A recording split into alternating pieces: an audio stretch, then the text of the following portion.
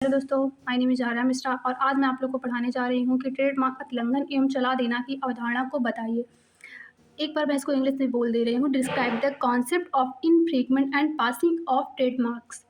Trademark कानून का मुख्य उद्देश्य व्यापारिक पहचान, ब्रांड आइडेंटिटी की रक्षा करना तथा उपभोक्ताओं को भ्रम से बचाना है। इस संदर्भ में ट्रेडमार्क उल्लंघन, ट्रेडमार्क इन्फ्रिंजमेंट और चला देना, पासिंग आप दो महत्वपूर्ण अवधारणाएं हैं। ट्रेडमार्क उल्लंघन, ट्रेडमार्क इन्फ्रिंजमेंट। इनफ्रीक्वेंट अर्थ, जब कोई व्यक्ति किसी पंजीकृत रजिस्टर्ड ट्रेडमार्क का बिना अनुमति उपयोग करता है और इससे उपभोक्ताओं में भ्रम उत्पन्न होने की संभावना होती है तो इसे ट्रेडमार्क उल्लंघन कहते हैं। जैसे कोई व्यक्ति ट्रेडमार्क अपना लोगो अपने मार्केट में मतलब कि लगाया हुआ है और वही लोगो कोई और व्यक्ति यूज करता है और उस अपने मार्केट को चलाता है, तो व्यक्ति में भ्रम उत्पन्न हो जाता है कि वो मेरा क्यों यूज कर रहा है ट्रेडमार्क, यानी कि लोगो। मुख्य विशेषता, केवल पंजीकृत ट्रेडमार्क पर लागू होता है। यह एक वैधानिक अधिकार है। सामान्य या मिलते जुलते चिन्ह का उपयोग भी उल्लंघन माना जाता है। वास्तविक नुकसान साबित करना आवश्यक नहीं, भ्रम की संभावना ही पर्याप्त है।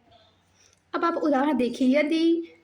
जैसे उदाहरण है, यदि XYZ नाम का ट्रेडमार्क पंजीकृत है और कोई अन्य व्यक्ति XYZ नाम से सामान वस्तु बेचता है तो यह उल्लंघन होगा कि नहीं।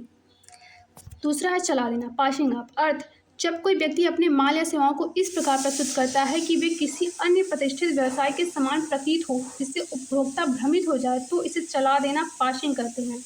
फिर से समझिए, जब कोई व्यक्ति अपने माल या सेवाओं को इस प्रकार प्रस्तुत करता है कि वे किसी अन्य प्रतिष्ठित व्यवसाय के समान प्रतीत हो, यानी कि वो जैसे कोई ब्रांड हो गया जो बहुत फेमस है और उसी ब्रांड के हिसाब से वो प्रतीत होता है, तो जिससे जिससे उपभोक्ता भ्रमित हो जाए तो इसे चला देना कहते हैं, पासिंग ऑफ।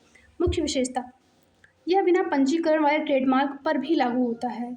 यानी कि यदि कोई व्यक्ति 1-2 साल से अपना मार्केट चला रहा है और वह बहुत फेमस हो गया, तो उस फिर बट उसका पंजीकृत यानी कि रजिस्ट्रीकृत नहीं हुआ है, तो फिर भी वह व्यक्ति अपने मार्केट को चला सकता है और उसे कोई दूसरा व्यक्ति उसका कॉपी नहीं कर सकता है, उसके लोगो या उसके ब्रांड को।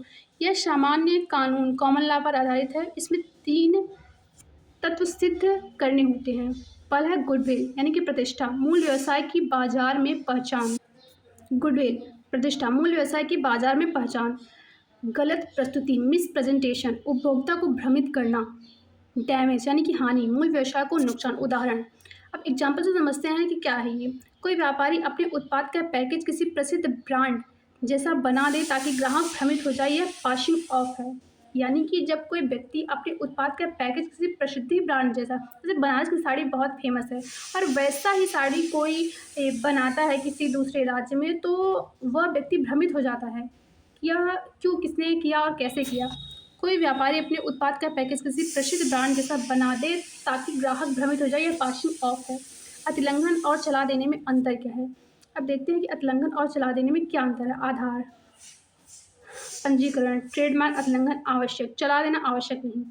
कानून का आधार, वैधानिक, सामान्य कानून, प्रमाण, भ्रम की संभावना पर्याप्त। गुडविल, मिस प्रेजेंटेशन, डैमेज सिद्ध करना। उद्देश्य पंजीकृत अधिकार रक्षा, व्यापारिक प्रतिष्ठा की रक्षा।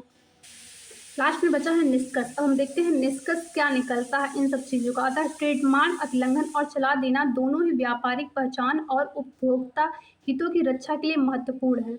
उल्लंघन पंजीकृत अधिकार के उल्लंघन से संबंधित है, जबकि चला देना धोखाधड़ी पूर्ण तरीके से किसी की प्रतिष्ठा का लाभ उठाने से संबंधित है। धन्यवाद। आपको ये वीडियो अच्छी लगी हो तो लाइक एंड सब्सक्राइब करिएगा।